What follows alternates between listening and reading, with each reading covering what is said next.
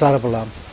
हमारा मुल्क अपनी गंगा जमनी तहजीब के लिए पूरी दुनिया में एक अलग शनाख्त रखता है। जिस मुल्क में हिंदू, मुसलमान, सिख, ईसाई, पारसी वगैरह मुख्तलिफ मज़ाहिब के लोग सदियों से मिलजुल कर रह रहे हैं।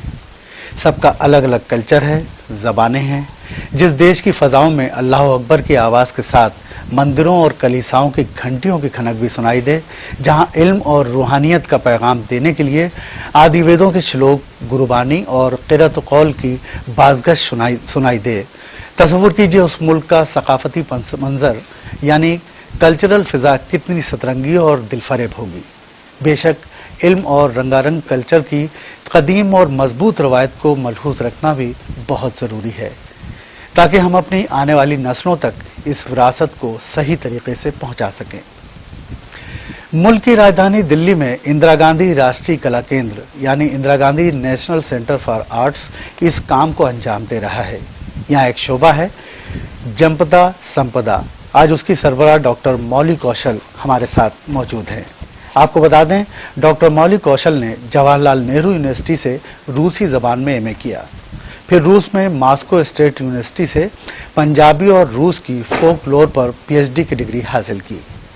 गुज़िश्ता 10 वर्षों के दौरान डॉक्टर कौशल की सरपरस्ती में आईजीएनसीए में हिंदुस्तानी तहजीब व तमद्दुन की कदीम रवायतों को, उनमें रामलीला और कृष्ण लीला भी शामिल हैं, कव्वाली भी है और मुहर्रम में होने वाली अज़ादारी भी रवायत है। उसका डॉक्यूमेंटेशन, साथ ही गाहे बगाहे इनसे ममासलत यानी इंटरनेशनल सेमिनार, वर्कशॉप और एग्जीबिशन मुनाकिद की।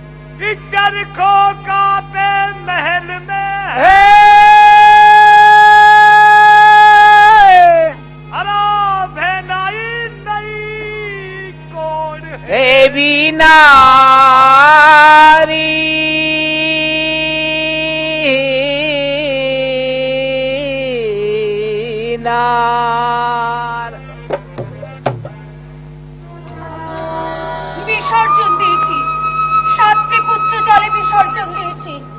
অঙ্গীকারে আবদ্ধ মহারাজ শান্তনু ও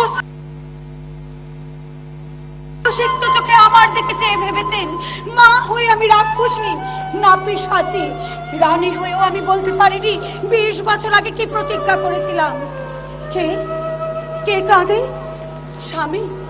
না না, আর নিষ্ঠুর হব না। আমার শেষ পুত্র দেবব্রতকে নিয়ে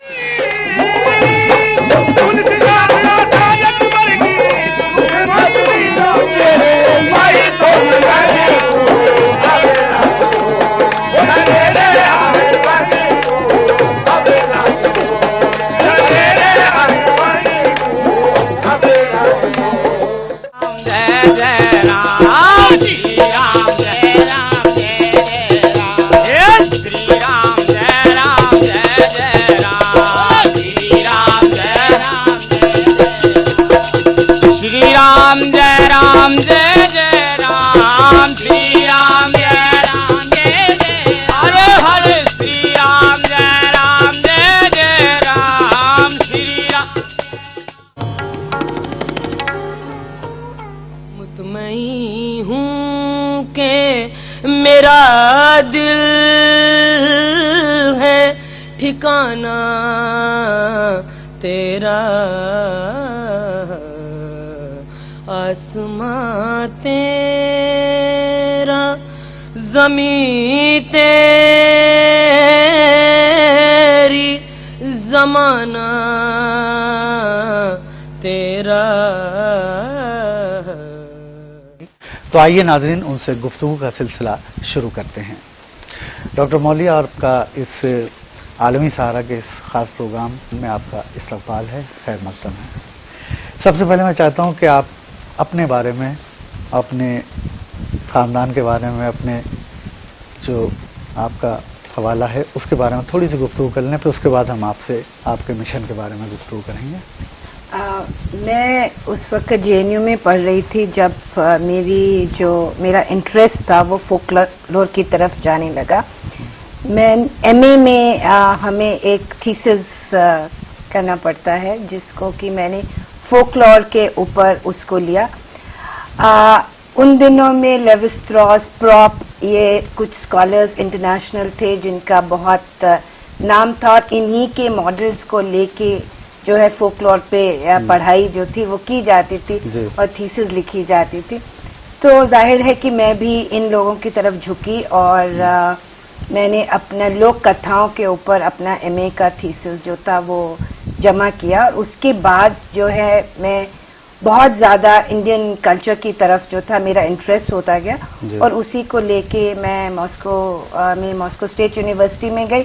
और वहां जाने के दो कहना चाहिए रीजंस थे।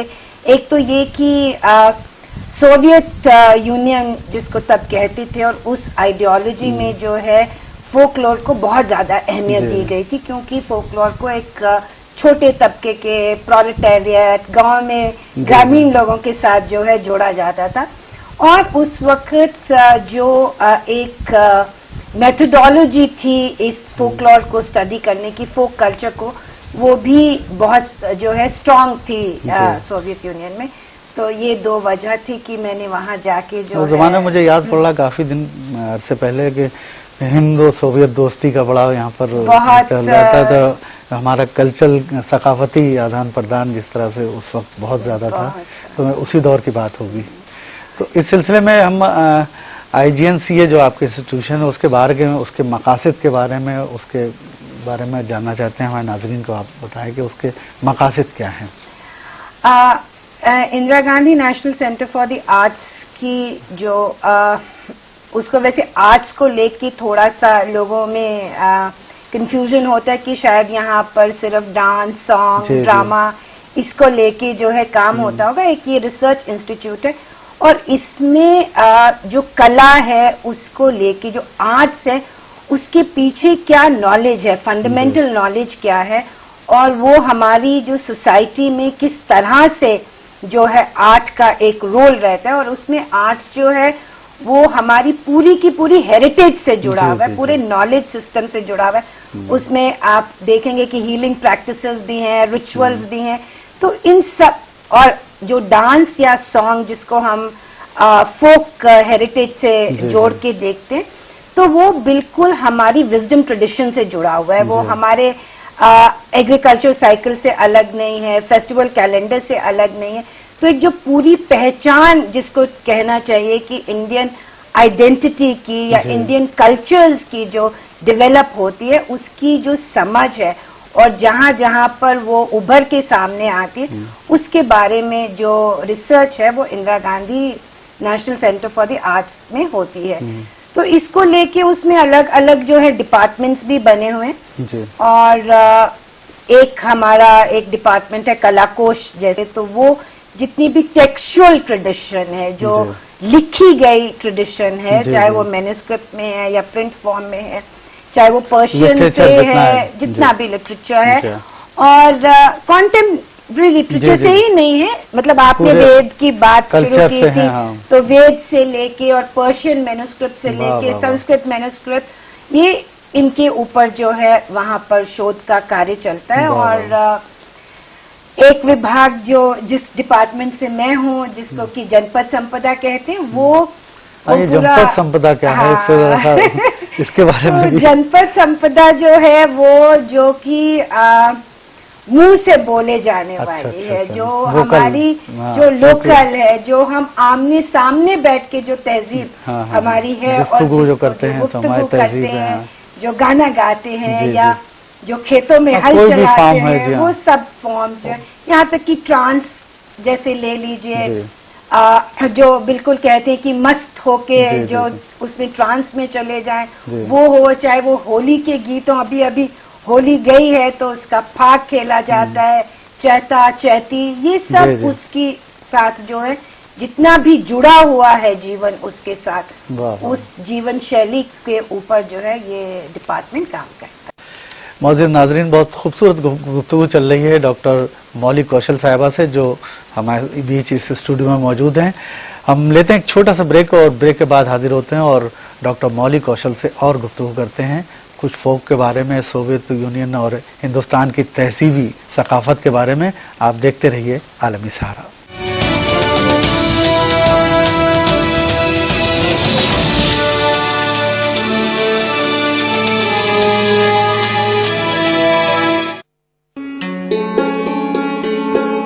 यजीदे वक्त हो या शिम्र हो या गुला, उसको खबर हो या न हो, रोज़े हिसाब आने को है, नजदीक है रोज़े जज़ा, ऐ करबला ऐ करबला।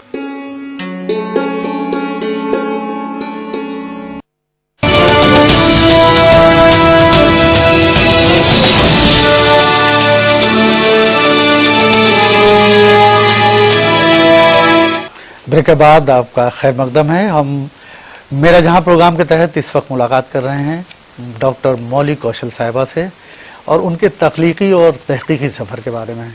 तो डॉक्टर साहब, अब अपने पंजाबी और रूसी फोकलोर पर रिसर्च की है, इसमें क्या मवासलत है, यानी सिमिलरिटी है आपको नजर आई?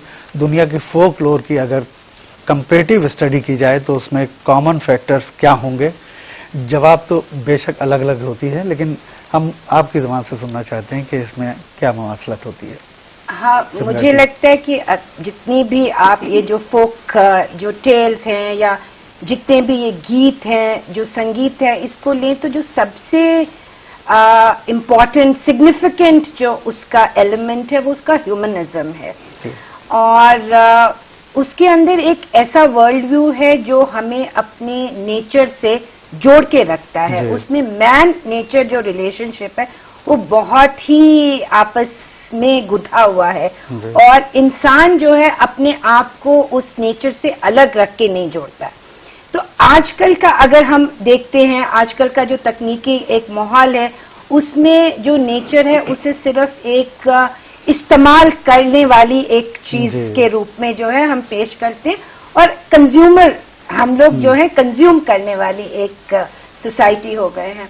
और जब हम लोक संस्कृति की तरफ जाते हैं, जब हम फोक हेरिटेज की तरफ जाते हैं या इन कहानियों और किस्सों की तरफ जाते हैं, तो इनका कंटेंट जो है, कहानी जो है वो कुछ भी रहे, पर उसके पीछे जो एक मैसेज दिया जाता है कि only in close relationship with nature can we win. तो जो भी इन कथाओं का जो भी नायक है, जो हीरो है, वो सिर्फ एक पूरी जो है नेचर की, चाहे वो ले लीजिए आप एनिमल्स को ले लें, आप रिवर्स को ले लें, आप ट्रीज को ले लें, तो वो जो है उसकी ताकत बन जाती है और उसकी मदद से ही वो जो है आखिर में हीरो करार दे दिया जाता है। तो ये बात जो है ये पूरी दुनिया का जो जितना भी ये फोक कल्चर है उस पे ये लागू होती है। तो ये चीजें हमें जो रशियन फोकलोर था उसमें भी देखने को मिली और जो पंजाबी है उसमें भी। तो इसको ये जो एक वर्ल्ड व्यू है जो बहुत ह्यूमनिस्ट है और जो बहुत इंक्लूसिव है, जो कॉम्पोजिट है, कोहेसिव है, उसकी बात जो अगर कहीं कही जाती है तो वो सबसे पहले हमारे फोक कल्चर में है। वाह वाह वाह, बहुत अच्छा। डॉक्टर साहब, आप अपने प्रोग्राम्स के बारे में बताइए कि ये कंसेप्ट आप कहाँ से कंसीव करती हैं, तहरीक आपको कहाँ से? देखिए, कॉन्सेप्ट तो इसका Indira Gandhi national centre for the arts की जो फाउंडर थी डॉक्टर वात्स्यायन अभी भी हैं, तो एक विजन ऑलरेडी एग्जिस्ट करता ही है फॉर IGNCA जो उन्होंने बना के दिया और जिसमें जो अहम बात ये थी उसमें कि जो मुंह से मौखिक जो हमारा हेरिटेज है, जो ओरल हेरिटेज है और जो रिटन हेरिटेज है, उसमें मतभेद नहीं है और उसको साथ में दोनों को जोड़ते हुए जो है वो हमको उस अपनी संस्कृति को पहचानना है उस जरिए से तो एक बहुत ब्रॉड विजन के अंदर इसमें। और जो जब मैं इसके साथ बहुत अरसे से जुड़ी हुई हूँ, और जब मैं यहाँ पे आई तो मैंने एक तो राम कथा को लेके और महाभारत को लेके और एक और प्रोग्राम अकीदत के रंग, जो जिसके ऊपर मैंने जो है काम यहाँ पे शुरू करवाया और खुद भी किया।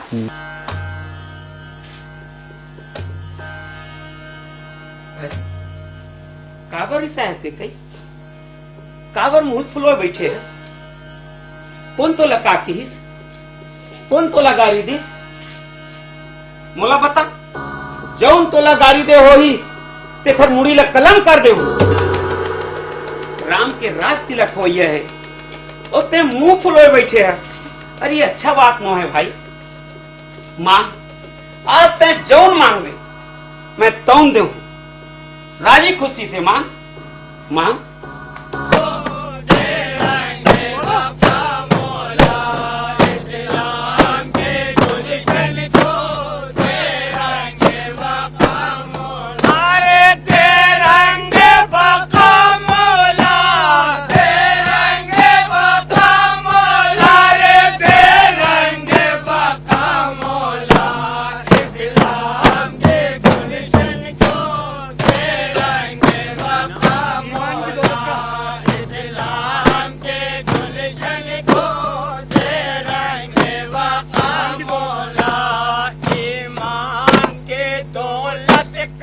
से जुलाई के सवाल के राम कथा और महाभारत को आपने किस तरह प्रोजेक्ट किया, इन मौजूआत पर सेमिनार भी आपने कराए, फनकारों को भी बुलाया होगा।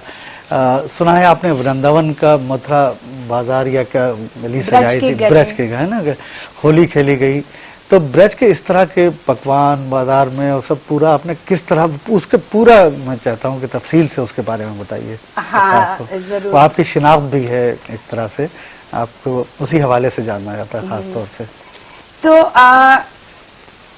जब हमने इन सब्जेक्ट्स पे काम करना शुरू किया, जो जैसे राम कथा को लेते हैं, तो या ब्रज के ऊपर हम बाद में और बात करेंगे, या महाभारत को लेके, तो हम उसकी लिविंग ट्रेडिशंस को देखना चाहते थे। सिर्फ हम राम कथा जो है, जब वो कथा हो जाती है, रामायण से उसको अलग रखेंगे तो कथा जो है वो कही जाती है, और कथा बहुत सारे लोग कहते हैं और बहुत बहुत तरीकों से कथा को कहते हैं, तो हम उसके वो सारे जो अलग अलग कहने के तरीके थे उनको, और कौन सी कौम इसको कहती है, उसमें ट्राइबल्स भी थे, रूरल्स भी थे, और इनफैक्ट पूरा पीरियड मुस्लिम मेवाड़ जोगी हैं जो राजस्थान से आते हैं, और जो राम कथा को उनका मानना है कि उनके एक शायर गुजरे हैं निजामत में जिन्होंने इसको कंपोज किया, और ये जोगी अपने को मानते हैं कि ये इस्माइल नाथ से जुड़े हुए हैं, और असम से आए और यहाँ मेवात में जो है बस गए, और इनकी जो वैसे वो मुस्लिम हैं पर वो मानते हैं कि वो जो है पीछे से पांडवों से चले आ रहे हैं या राम के वंश से चले आ रहे हैं, तो उनमें ये पूरी एक परंपरा है कि ये लोग जाते हैं और शादी पे या जन्म पे या मतलब डेथ के टाइम में भी ये जो है गाई जाती है राम कथा या पंडून के कड़े जो महाभारत है। और सबसे पहले वो नाट से शुरू करते हैं, और नाट से शुरू करके और फिर जो है ये कथा कही जाती है, और जो उनके पूर्वजों की कहानी है, उनका एक तरह से जीनियोलॉजी के रूप में ये गाई जाती है। इसी तरह से हम देखते हैं कि हमारी जो ट्राइबल, इसमें एक चीज और रह जाती है, इसमें राम कथा और कृष्ण लीला में मुस्लिम कैरेक्टर्स उनके उसमें आर्टिस्ट जो होते थे वो मुस्लिम्स होते थे। हाँ, जो खेले जाने वाली है, जैसे कि जो की स्टेज की जाती है, वो भी आपको उत्तर प्रदेश के अंदर ही बहुत सारी जगहों में ये मिलेगा कि मुस्लिम कम्युनिटी के लोग ही रामलीला को खेलते हैं, और वो जो उनके जो कैरेक्टर्स रोल जो प्ले करने वाले हैं वो खुद भी मुस्लिम कम्युनिटी से ही निकल के आते हैं। और कई बार तो ऐसा होता है कि अगर उनका अपना भी कोई फेस्टिवल है तो वो उसको छोड़ के रामलीला को या यही हिंदुस्तान है, खासतौर पे यही कल्चर जो उसका कॉम्पोजिट कल्चर है तो वो हम समझने की भी कोशिश करना चाह रहे थे एक लेवल पे और वो दिखाना भी चाह रहे थे तो उसको पूरा क्रिएट भी करना चाह रहे थे। तो ये हमने राम कथा से शुरू किया था और फिर हम अकीदत के रंग नाम से इस्लामिक हेरिटेज की तरफ भी गए और महाभारत में भी इसको पेश किया और व्रज में भी, क्योंकि ये पूरा का पूरा जो हमारा एक एनवायरनमेंट है, कल्चरल एनवायरनमेंट है, वो एक कनेक्टेड हिस्ट्रीज का है। हम आपस में जुड़े हुए हैं। हमारा एस्थेटिक्स का जो सोर्स है वो भी एक ही है और उसको कहने के अंदाज अपने अपने वो तो अलग अलग हो सकते हैं और वो ही लेके हम आए। और ब्रज में जैसे आपने ब्रज की बात की तो एक्चुअली ब्रज एक हमारा Indira Gandhi national centre for the arts का बहुत पहले से चला आ रहा है, एक बहुत बड़ा प्रोग्राम है तो जिसके अंदर हम ये करना चाह रहे थे। तो हमने इसमें पब्लिक लेक्चर्स भी रखे जो कॉम्पोजिट कल्चर की बात करते हैं। फिर वो सब जितनी भी जो क्राफ्ट ट्रेडिशंस हैं जो सीधा सीधा मुस्लिम कम्युनिटी से जुड़ी हुई हैं, जो दस्तकारी है वो कृष्णा से जुड़ी हुई है और कृष्ण के कपड़े और कृष्ण का श्रृंगार वो सब, और क्यूजीन भी आप देखेंगे कि कितना मिला जुला है। हरे कृष्णा कृष्णा कृष्णा हरे हरे हरे राम हरे राम राम राम हरे हरे हरे कृष्णा कृष्ण कृष्ण हरे हरे हरे राम राम राम हरे हरे हरे कृष्णा कृष्ण कृष्ण हरे हरे हरे राम राम हरे हरे हरे कृष्णा कृष्ण कृष्ण हरे हरे हरे राम राम राम हरे हरे हरे कृष्णा कृष्ण कृष्ण हरे हरे हरे राम राम राम हरे हरे हरे कृष्ण हरे हरे हरे राम राम राम हरे हरे हरे कृष्णा हरे हरे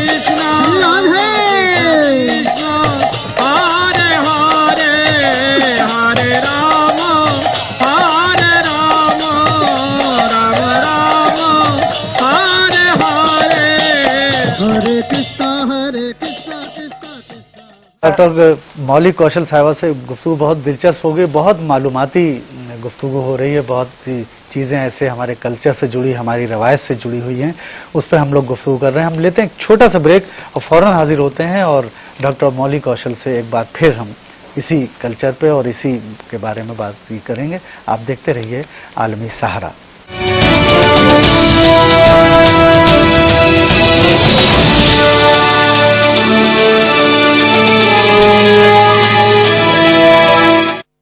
Time.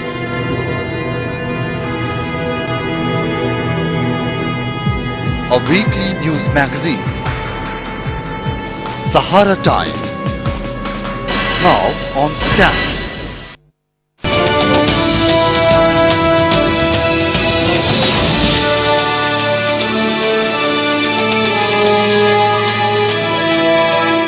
नाज़रीन, ब्रेक के बाद आपका हमारे स्टूडियो में खैर मकदम है। बात हो रही थी हिंदुस्तान के गंगा जमनी कल्चर की, तो ये सिलसिला और आगे बढ़ाते हैं और अकीदत के रंग प्रोग्राम से पहले आपने एक प्रोग्राम आपने किया था श्रुति यानी वोकल रिसाइटेशन के, उसके बारे में हम जानना चाहते हैं कि मुख्तलिफ मज़ाहिब में इसकी क्या अहमियत है। हाँ, श्रुति से पहले मैंने एक इंटरनेशनल कॉन्फ्रेंस की थी चांटेड नैरेटिव्स के ऊपर।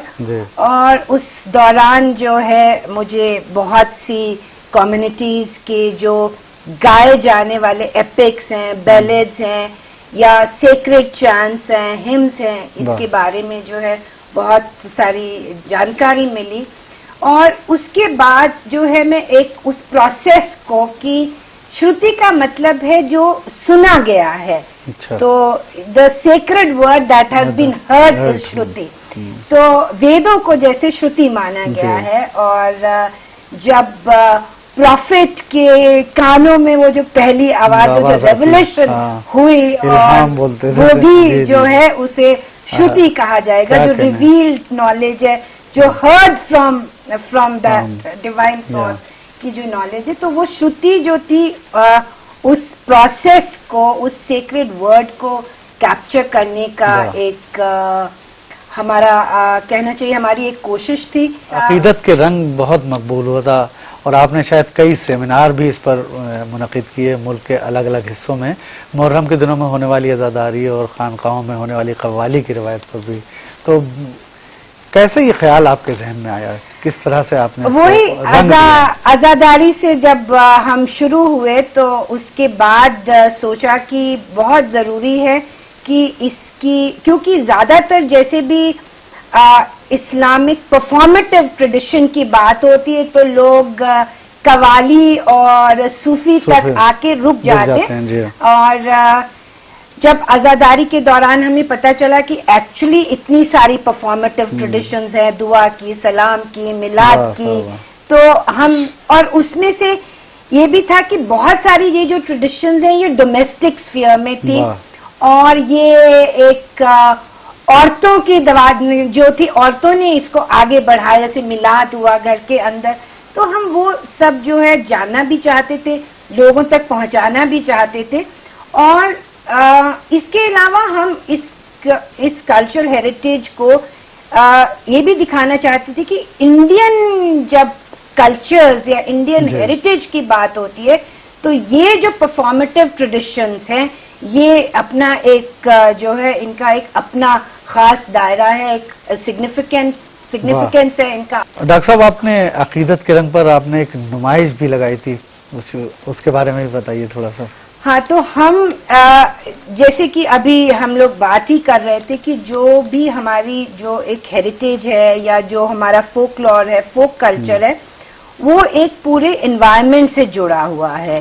तो वो एनवायरनमेंट हमारा लाइफस्टाइल है, हम क्या खाते हैं, क्या पहनते हैं, कैसे रहते हैं, हमारा प्रेयर करने का तरीका क्या है और उसके बाद हमारा बाहर का एनवायरनमेंट क्या है, इस सब से जुड़ के ही जो है वो फोक कल्चर जो है सब आता है। तो हम जिन परफॉर्मेटिव ट्रेडिशंस को दिखा रहे थे अकीदत के रंग में, उसके साथ जो जुड़ा हुआ पूरा का पूरा कल्चर है, जो एक लाइफस्टाइल है, उसको भी हम दिखाना चाहते थे।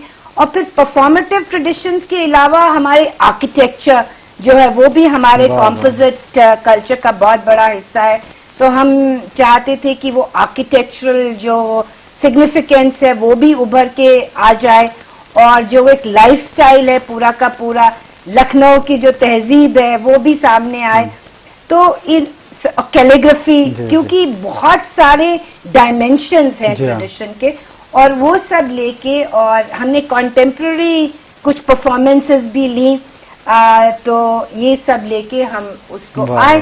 पर उसके साथ ही जो बहुत इम्पोर्टेंट जो चीज है वो ये है कि एक नुमाइश की तरह से कल्चर को करना, पेश नहीं करने की कोशिश की हमने। हम हमेशा इसको एक हिस्सा लेके चले एक इंटरनेशनल कॉन्फ्रेंस के साथ, तो जिसमें कि इन सारी जितने भी ये टॉपिक्स, थीम्स हैं, इस पे बहुत डीप एक जो है डायलॉग हुआ। और फिर जो बाहर निकल के उससे जो इसका एक जीता जागता जो लिविंग इसकी डॉक्टर साहब, गुफ्तगू को तो बहुत जी चाह रहा था कि तवील हो, लेकिन वक्त हमें इजाजत नहीं दे रहा। चलते चलते आपकी क्रिएटिविटी और एडमिनिस्ट्रेशन और इस तरह की कितनी जिम्मेदारियां आप एक साथ निभाती हैं, आप इसके बारे में कहाँ से आपको इसकी तहरीक मिलती है? जो एडमिनिस्ट्रेशन में करती हूँ वो भी कल्चर से ही जुड़ा हुआ है, और कल्चर जो है वो मेरा रिसर्च भी है और इंटरेस्ट भी है, और इसीलिए दोनों जो है मुझे अलग अलग नहीं लगते हैं। मैं और मेरे साथ मेरी टीम भी जुड़ी हुई है। जी, जी। तो सबके और आप सब लोग हमारे दोस्त जो जुड़े हुए हैं इससे, उन सब की मदद से दोनों काम बहुत अच्छा करते हैं। तो नाज़रीन, आज बस इतना ही। मेरा जहान प्रोग्राम के तहत हम मुलाकात कर रहे थे डॉक्टर मौली कौशल साहिबा से। उन्होंने बहुत ही खूबसूरत गुफ्तगू और बहुत ही तवील जानकारी हमें दी और हम बहुत सी चीज़ों से आशना हुए।